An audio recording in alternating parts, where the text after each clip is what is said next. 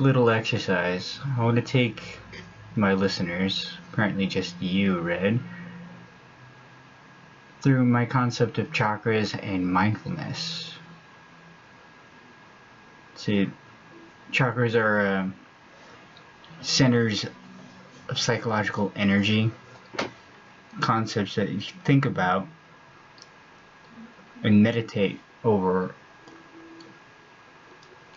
certain ideas. Like the first spot of attention, and your attention is like that of a flashlight. Wherever you bring your attention becomes brighter. The primary foundation of all centers of focus, later to come, here at the base of the feet, lies all the connections to the physical world. Earthly, very mundane, very universal, but it's not the universe, it's of mundane life. It's non-transcendent. It's, I guess, non-metaphysical. So let your mind's eye imagine and picture everything that ties you to the world around you. The world as it is. This first chakra is called the root chakra. It is, I'm not exactly taking it according to what the yogis have said. I use the feet because the feet are grounded into the earth and not, you're not cross-legged all the time. But when you stand or when you sit, usually your feet are planted on the ground, and the ground is the first point which your feet touch. They're the point which your body meets the earth, in which your body meets the mundane world. It's supposed to be, the root chakra is supposed to be between the anus and the genitals, or in the coccyx. Yes, the one that ties us to the physical world. The first chakra is called the root chakra for a very important reason. What roots you to the earth but your feet? This chakra is very earth-centric because it's your grounding chakra. The concept of grounding is common throughout meditation, that sometimes you have feelings of loftiness or detachment, dissociative disorders. It's sometimes very necessary to have your feet centered on the ground and realize where you are. Your feet connect you to the earth,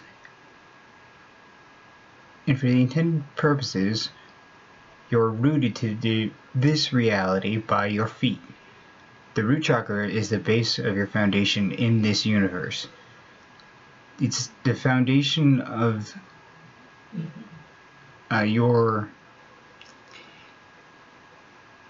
it's your foundation in this mundane reality. Put it that way. The root chakra is at the base of your foundation in this universe and requires that you examine the world realistically and with honest evaluation.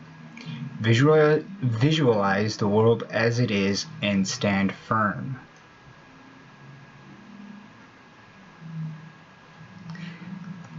After examining your foundation with the greatest scrutiny, from the perspective of realistic objective view, which in my opinion, a realist objective view is the only way to properly operate in the world.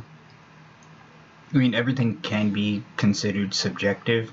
Morality, the universe, everything can be considered subjective to your perceptions, but to have a good, solid footing, if you will, in reality, you have to consider some things to be objective, at least for a standard by which we can agree upon for communication. as a world and, by extension, the universe must be viewed through the lens of objectivism. I don't know if I expound upon that later. I might not have. Bring your attention farther up your body. Picture in your mind the form and shape of your feet, all the things that relate to your connection to this reality, bringing the image up towards the next center of tumbling energies. It is. I mean, it's probably another analogy that people have come to the same, from the same idea, because down to earth is someone centered and earthly, but also not someone high and mighty.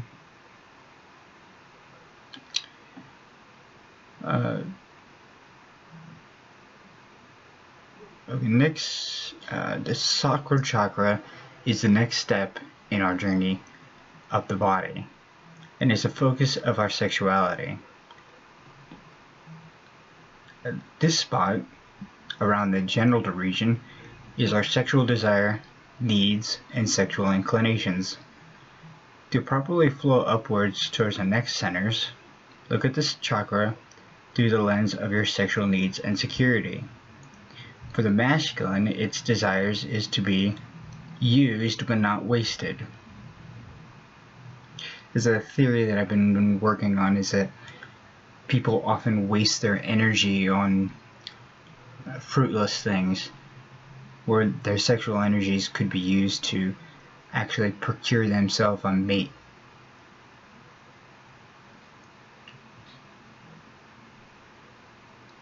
Pretty much. It's pretty much how it is. But yeah, it's pretty sure it's based in the Hindu belief of attachment to the mortal world.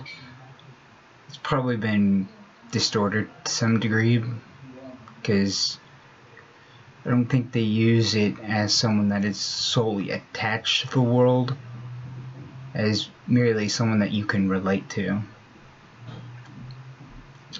See, for the feminine, it is a security and reproductive success that is gained through the connection with the masculine. The feminine, whether or not you're ignoring or looking at sexual bias, even lesbians will view sexuality through a masculine lens. Lesbian women will portray themselves as masculine, butch, in order to play the top or the dominant role. Even a woman can take the place of a dominant man, replacing the roles of her natural femininity for that of a masculine man. Visualize your desires, but do not give in to them. It's a matter of restraint and moderation. Like, your desires exist, they're there and valid, but to just give in to them is an application in hedonism, and hedonism doesn't always work out for the best. It's not productive. Follow the light of your attention, that is the flashlight of your mind's eye, the image you create inside your head.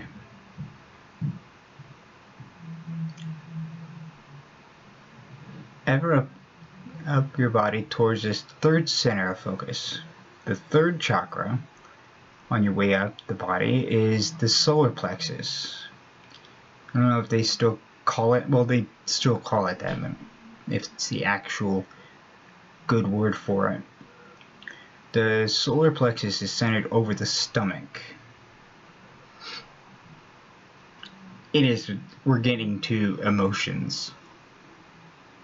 But yeah, it isn't a good idea to be too impulsive or too hedonistic.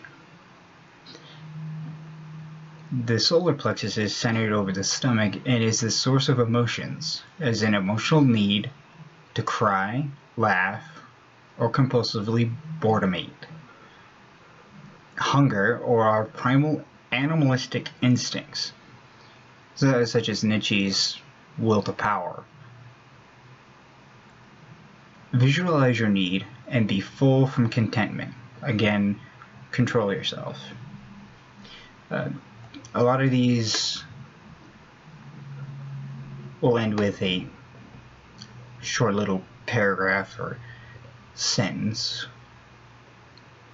But the Hebrews had an idea that the place of, or the seat of emotions lies in the stomach, and someone who is overly emotional is thinking with their stomach, which is an interesting idea because people will often think with their stomach, such as compulsively boredomate. When you're just sitting around and have nothing to do, and you get bored, so what do? You eat. And then what do you think? You have an entire generation of people who are fat because they're ruled by their stomach. They're ruled by their emotions.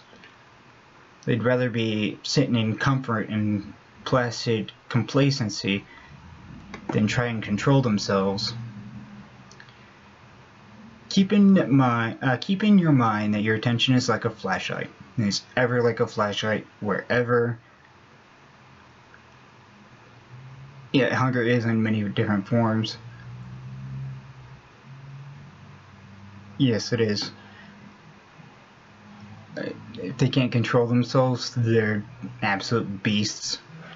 And that's the part about primal animalistic instinct. But yeah, your attention, the visualization inside your mind, is like a flashlight. Wherever you shine it, wherever you look, that spot becomes brighter. That means that anywhere else becomes out of focus and dim. That's for a purpose, because you want your mind to be focused on specific ideas in specific spots.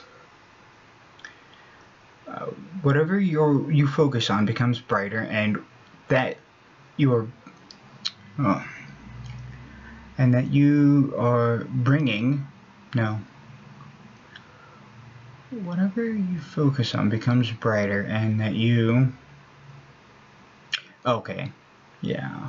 Oh, I'm a dummy.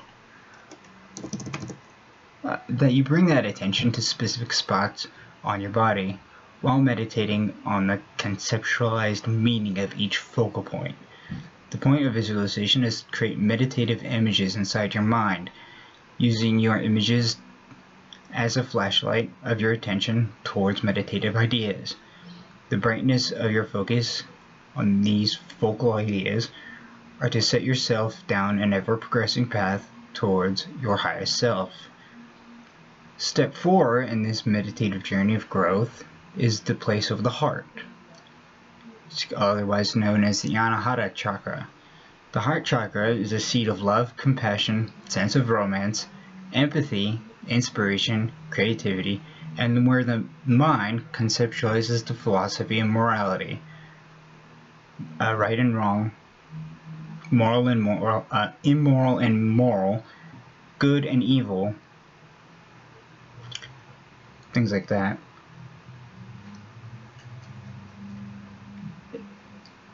Yes. If you need explanation, that's fine. I may not be entirely clear on any of this because I didn't apparently edit any of it. But yeah, having someone to bounce things off of is perfectly fine.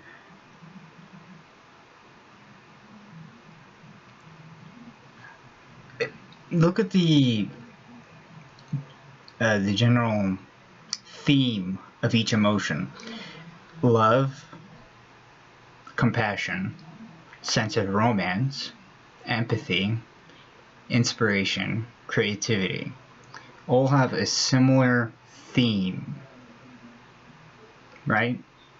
And usually the sense of warmth, camaraderie, the brotherly love we have towards our fellow man comes from the heart. It's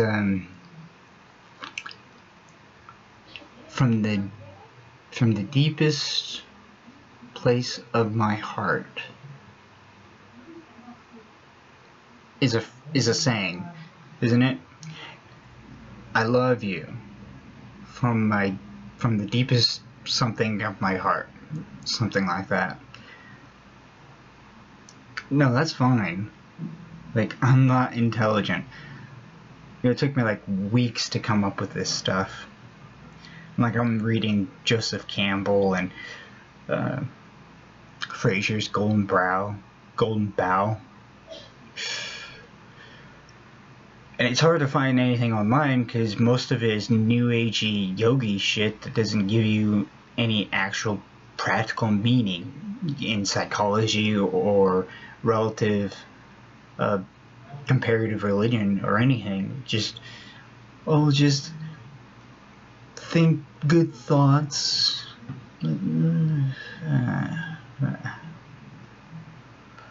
But yeah, they have a certain theme. All these emotions have a similar theme that relate towards warmth, compassion, love, and that's usually what's considered not impulsive emotions. They're not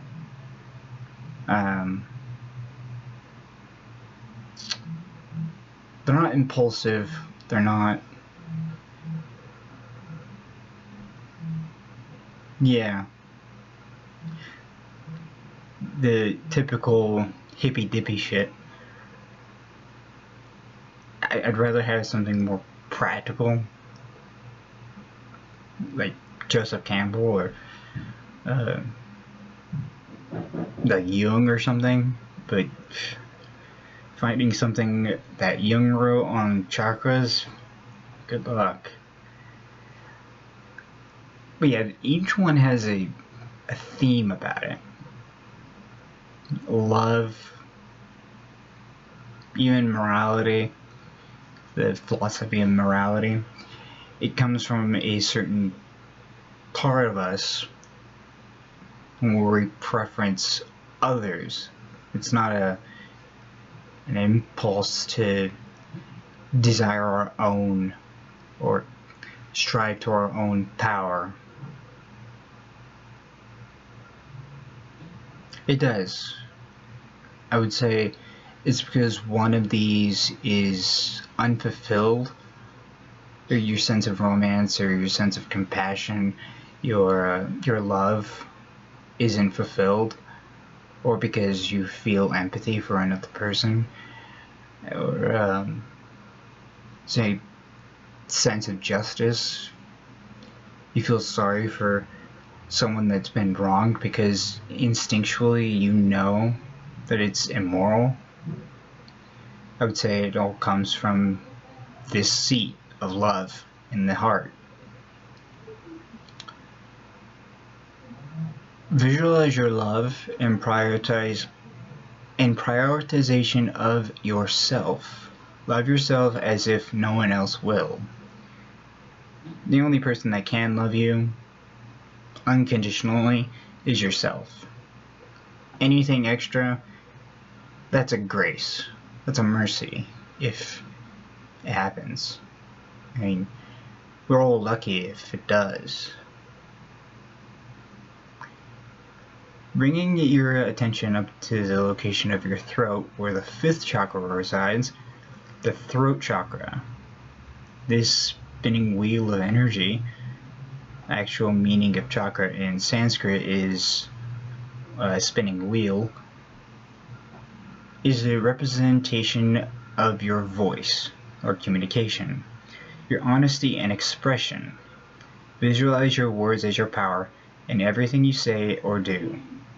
And by doing, I mean that your actions should always be a reflection of your dependable character, as in your actions should always prove your words, and that you never go back on your word. Your word is your honor, a vital virtue that you should protect, and never lie.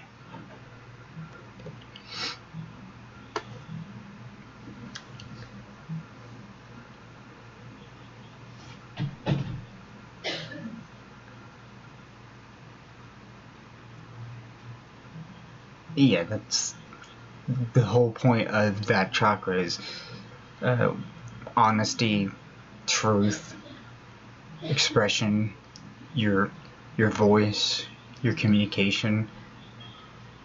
It's intrinsic because one very good principle is to not lie. We live in a world that loves to lie.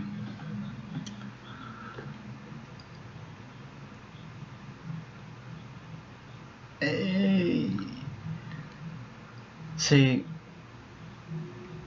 it's a difficult and hard thing to love yourself,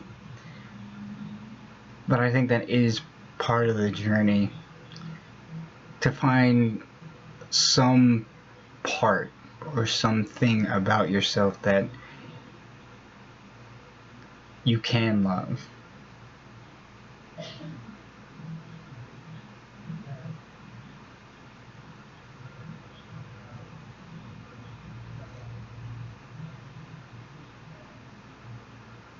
See, are you speaking self-awareness?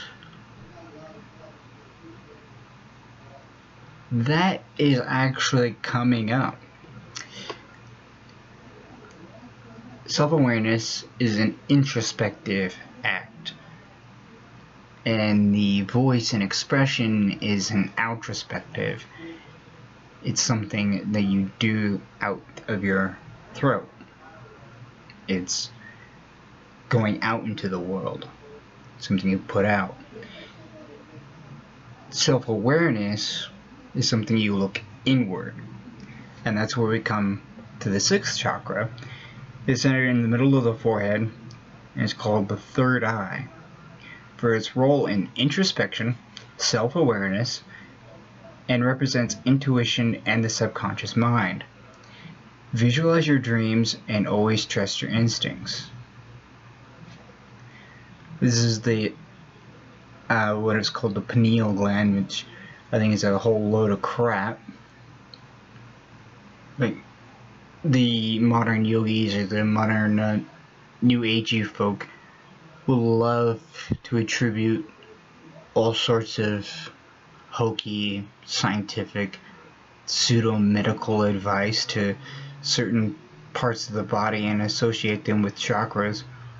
It's like the only ones you really can is the heart, the stomach, the genitals, the coccyx, really. These are the only ones you really can, but it's not practical to say there's an organ in the brain that focuses the introspection and self-awareness. Consciousness isn't that simple. I don't believe that it's just something you can hack away and divide. Like, the brain is a complicated organ. The most complicated organ, if anything. And finally, bring your attention to the crown of your head, the final chakra in this sequence. The seventh chakra, the crown chakra, is purple and associated with divinity, because being at the crown of the head, this chakra is farthest from the earth and the one most detached from the mundane world. Being detached from the mundane world, this chakra represents fourth dimensional self, a divine fourth dimensional self, so which I have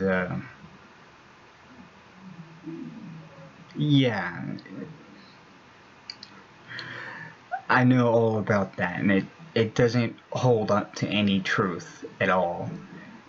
especially when the astral body is supposed to be a separate body to your own body. It's supposed to be ethereal, not a physical organ that lies in the middle of your brain. It falls all apart when you actually logically look at it. The divine fourth dimensional self is timeless and spaceless. In physics, there are supposedly many dimensions, but it conceptualizes us as three-dimensional beings that live on a two-dimensional line of space-time. So we can't perceive time as anything more than the present. We can't see time as the past or the future. To us, only the present exists. Past is gone, and the future will never happen. That is where the fourth dimensional self comes in. A higher self that sees past, present, and future as one single moment. And in my personal view, because of my experiences, I feel like it's the self that has set out a plan, a destiny, or a goal. Like, plenty of things in my life have seemed too convenient to just be coincidence. But it can't just be random chance. I have a problem believing in just random coincidence. I kind of believe that there's a fate to these things. Let's see, where did I leave off? Oh yeah, it's the you that sees past, present, and future as one moment. This higher you that has set out a plan for you, in other words, a destiny or goal.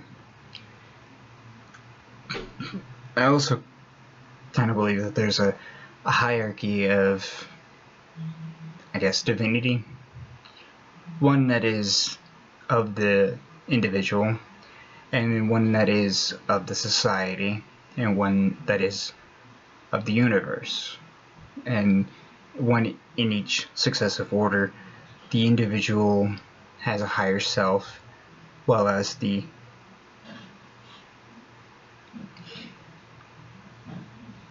I think there is our consciousness, a part of our consciousness that is not three-dimensional, that isn't relegated to our perception of time.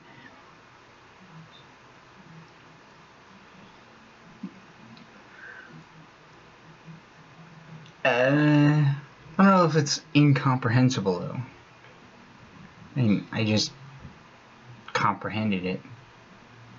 It's timeless. It sees time as one singular moment, and not as a progressive line from past to future.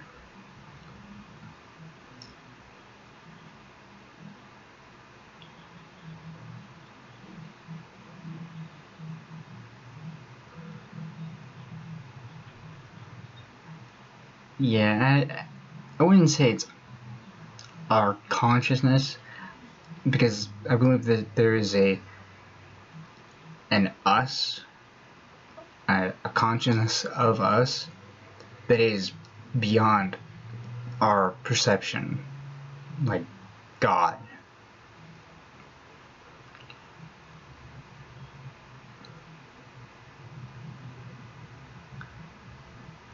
No, you're okay. I haven't really talked a whole lot about my concept of God and divinity, or what I perceive to be destiny or fate. So it's easy that I could just be mispronouncing or missaying things. Finally, visualize the universe and your place in it with a note of detachment. Since it's the last and final one, the one farthest from mundane world, kind of necessitates a bit of detachment. It's part of Buddhism to be detached, to kind of look at things through a bigger picture.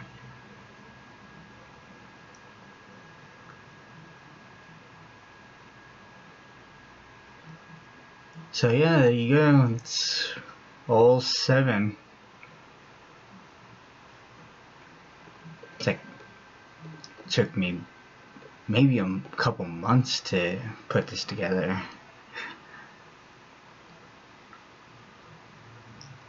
Yeah.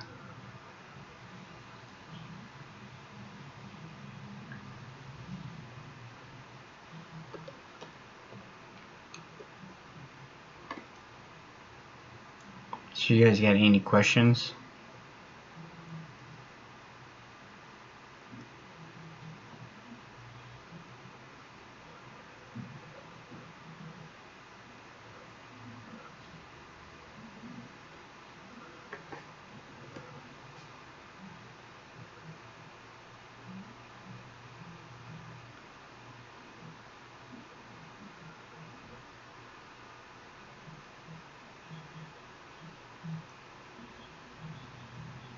I see. A lot of the new agey folks will put an emphasis, an inordinate amount of emphasis on love,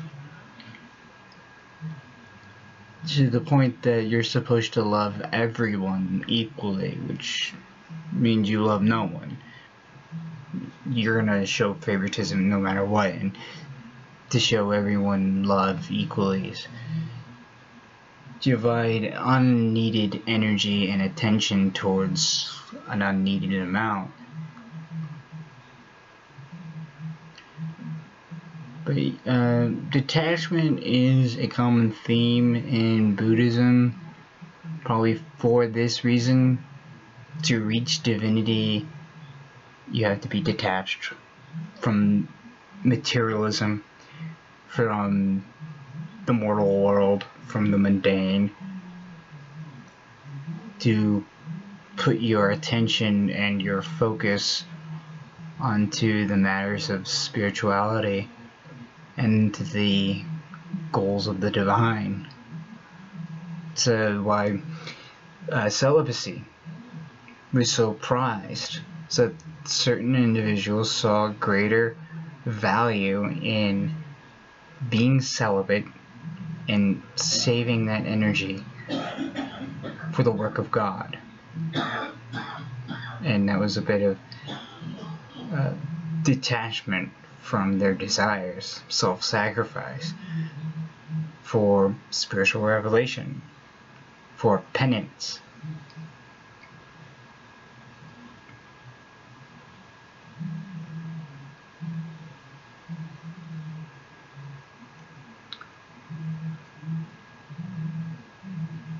That's not me. It'd be louder if you hear me coughing. It's definitely not me. Hey, it's a problem because of cooking jalapeno peppers. Should know better. But yeah, let's see. I would say specifically detachment from materials, from anything that relates to the mundane.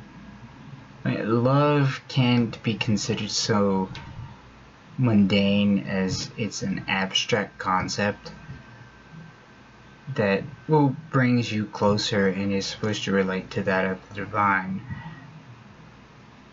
But it's it as emotion, as an abstract, can't be relied upon as an attachment to individuals.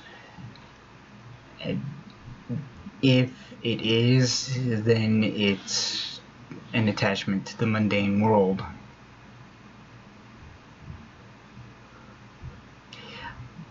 I would hope that that's kind of the point.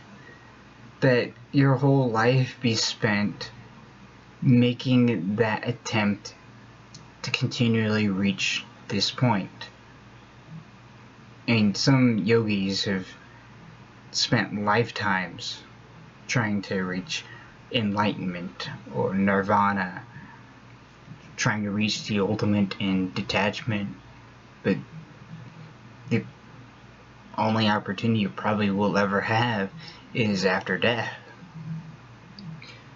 But to set your life, the whole point and goal being that pursuit of enlightenment, I think that's a noble goal.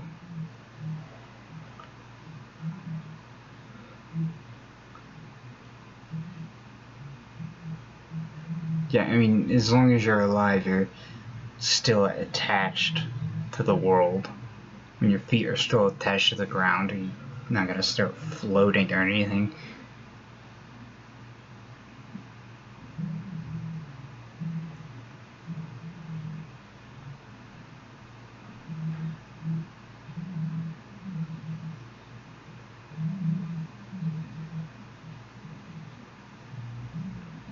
Any other questions?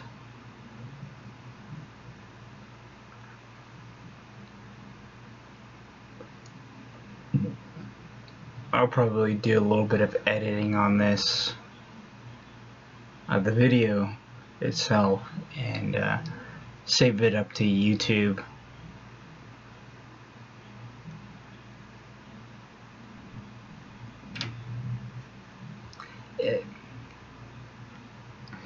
Yeah, and you're using attachment as goal and obsession, so in a way, yeah. But I don't think anyone pursuing the matter of spiritual matters, of divine matters, ever considers that to be an attachment. Because nobody ever that loves God says they're attached to God. And how can you be attached to something that's ephemeral? You can't be attached to something that is beyond space or time.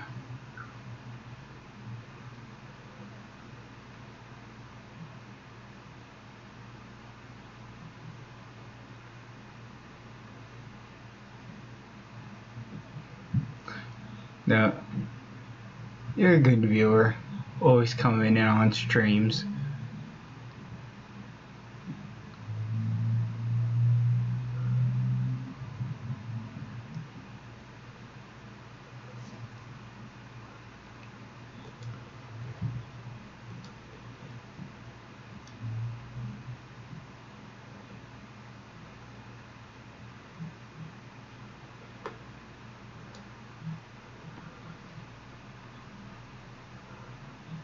Yeah, too bad I didn't have any of the heavy hitters in. Apparently, Tremendy Boy is busy winking his dick to Toon Link.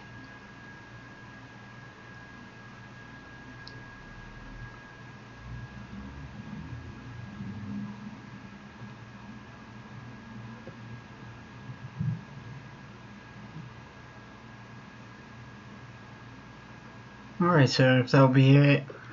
I'm gonna end it right there and see what I can do about editing it. I'd probably try and put it up on YouTube.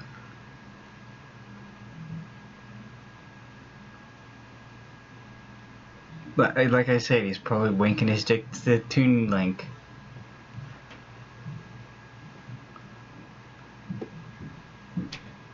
Alright.